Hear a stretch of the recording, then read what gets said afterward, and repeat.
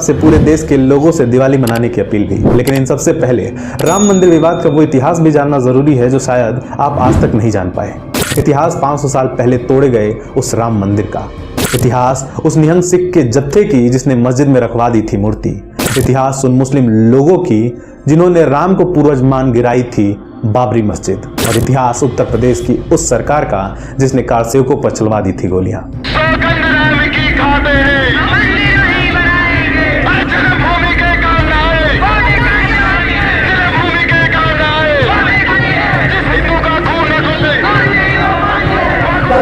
Supreme court ने हमें अधिकार दिया है सरकार सेवा करें।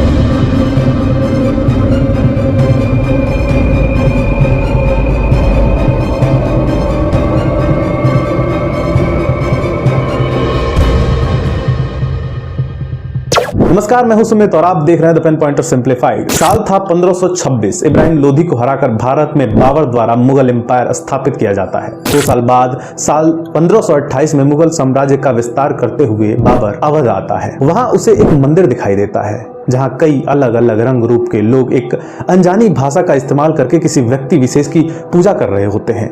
लोगों के हिसाब से उस व्यक्ति विशेष का जन्म त्रेता युग के चैत्र महीने के 9वें दिन अयोध्या में राजा दशरथ और उनकी पत्नी कौशल्या से हुआ था और उसका नाम रामचंद्र था। दरअसल ये बातें मैं नहीं बोल रहा, बल्कि ये बातें आईने अकबरी में लिखी गई हैं और ये किसी और ने नहीं बल्कि अकबर के निजी इतिहासकार अबुल फजल अलामी ने लिखी हैं। अबुल फजल अलामी लिखते हैं कि अवध भारत के सबसे बड़े शहरों में से एक है जहां राम का घर हुआ करता था, जो कि धर्म और राजस्व से जुड़े व्यक्ति थे। आईने अकबरी में लिखी ये बातें उन सबूतों में से एक हैं जो ये साबित करती हैं कि अयोध्या में प्रभु श्री राम का मंदिर था। बाबरी मस्जिद के इतिहास के हिसाब से 28 मार्च 1528 से 18 सितंबर 1528 तक बाबर अयोध्या के पास ही रहा और उसी के ऑर्डर्स पर उसके कमांडर मीर बाकी ने वहां के राम मंदिर को तोड़ वहां बाबरी मस्जिद बनवा दी। लेकिन एक मिनट, बाबरी मस्जिद की बात शुरू करने से पहले यह जरूरी है कि हम राम मंदिर के इतिहास को भी अच्छी तरीके से समझ लें। कई इतिहासकारों की माने तो राम के बाद अयोध्या को कुछ ने संभाला और श्री राम के जन्म स्थान पर एक मंदिर बनवा दी और अयोध्या को एक नया रूप दिया, जिसके बाद श्री राम की 40 से ज्यादा पीढ़ियों ने अयोध्या में शासन किया और इसके बाद अयोध्या का साम्राज्य वीरान हो गया। इसके बाद उज्जैन के राजा विक्रमादित्य ने 1st सेंचुरी में अयोध्या में राम मंदिर सहित 360 अलग अलग मंदिरों को बनाने का काम किया। इन सभी बातों का जिक्र मिलता है रॉबर्ट मार्टिन की किताब history antiquities topography and statistics of eastern India में। इनके इसी किताब में इस बात का भी जिक्र है कि जन्मभूमि मंदिर को मुगल शासक बाबर द्वारा तोड़ा गया और जिन्होंने मंदिर को तोड़ा उन्होंने वहां मस्जिद खड़ी कर दी।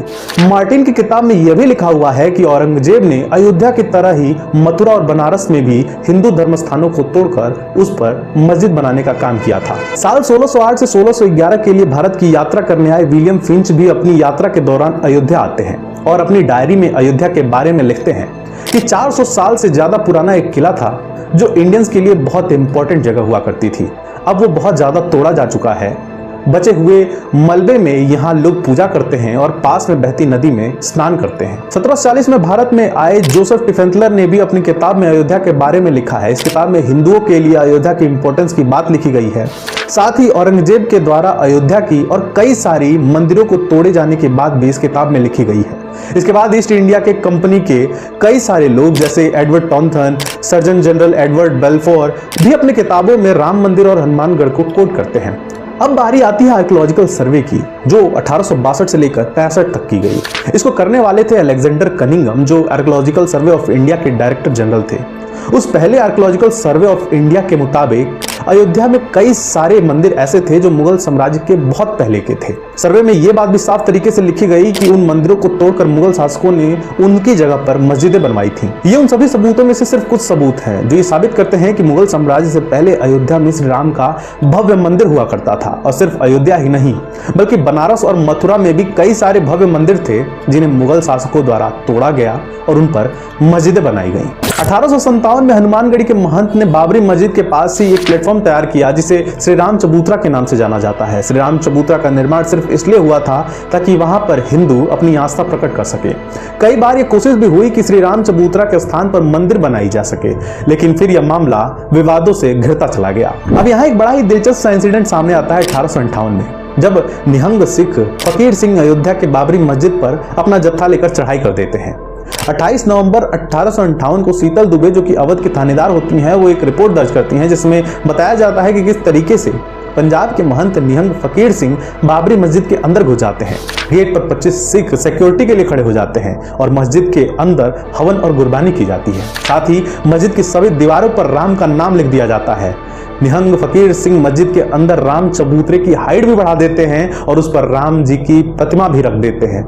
निहंग सिख फकीर सिंह वहां पर निशान साहिब भी लगाते हैं और भगवा झंडा भी लहरा देते हैं। रिकॉर्डेड डेट के हिसाब से 6 दिसंबर 1858 में निहंग फकीर सिंह को गिरफ्तार कर लिया जाता है और मस्जिद में लगाया भगवा झंडा और निशान साहिब को भी हटा दिया जाता है। लेकिन निहंग फकीर सिंह के द्वारा उठाए गए इस कदम के बाद हिंदुओं के हौसले काफी हद तक बढ़ गए और वो लगातार आगे बढ़ते चले गए। 1858 से पहले जन्मभूमि मंदिर का मामला सिर्फ चिंगारी था, लेकिन फकीर सिंह के उठाए गए कदम के बाद ये चिंगारी आग में बदल गई। समय बीतता चला गया, फिर साल आया 1949। तारीख थी 16 दिसंबर 1949, जब बाबरी मस्जिद में आखिरी बार नमाज अदा की गई और 22 से 23 दिसंबर के बीच मुस्लिम समुदाय द्वारा मस्जिद को अपवित्र घोषित कर दिया गया। इसके बाद 1992 में मस्जिद को गिराए जाने तक इसमें नमाज नहीं पढ़ी गई। 16 दिसंबर 1949 को भले ही आने की ठान ली गई।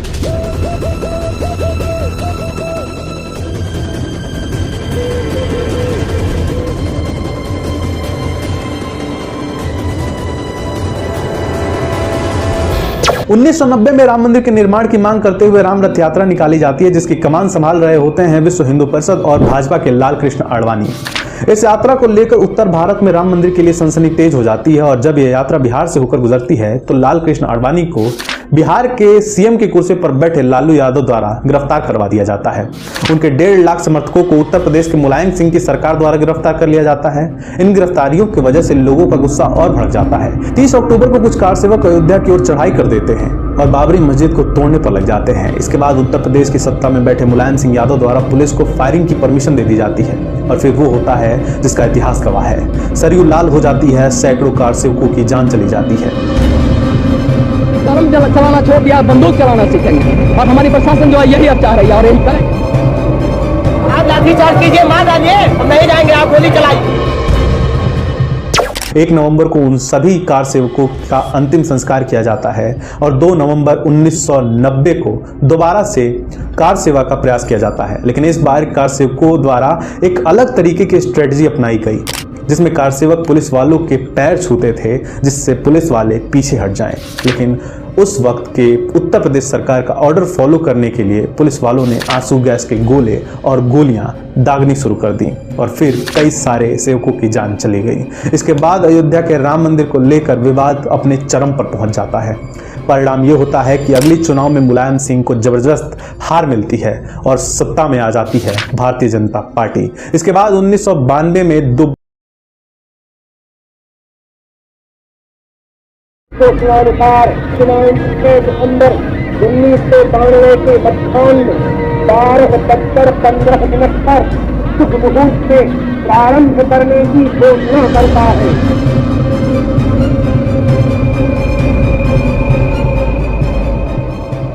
इस दौरान उत्तर प्रदेश के सीएम की कुर्सी पर बैठे होते हैं भारतीय जनता पार्टी के कल्याण सिंह, जो 6 दिसंबर 1992 को मस्जिद गिराए जाने के तुरंत बाद ही इस्तीफा दे देते हैं और उत्तर प्रदेश में राष्ट्रपति शासन लगा दी जाती है। अब जब भी हम अयोध्या, राम मंदिर या कार सेवा की बात करते हैं तो अक्सर ही हमारे दिमाग में सिर्फ हिंदू आते हैं, लेकिन जब बाबरी मस्जिद गिराकर राम मंदिर बनाने के लिए कार सेवा की जा रही थी तब उसमें देश के हर कोने से आने वाले हिंदू भी थे, सिख भी थे और एक समूह मुसलमानों का भी था जो राम की मंदिर के लिए लगातार कार सेवा कर रहा था। उन मुसलमान कार सेवकों में से एक का नाम मोहम्मद हबीब का है, जो 2 दिसंबर 1992 से 4-5 दिन तक अयोध्या में रहे थे।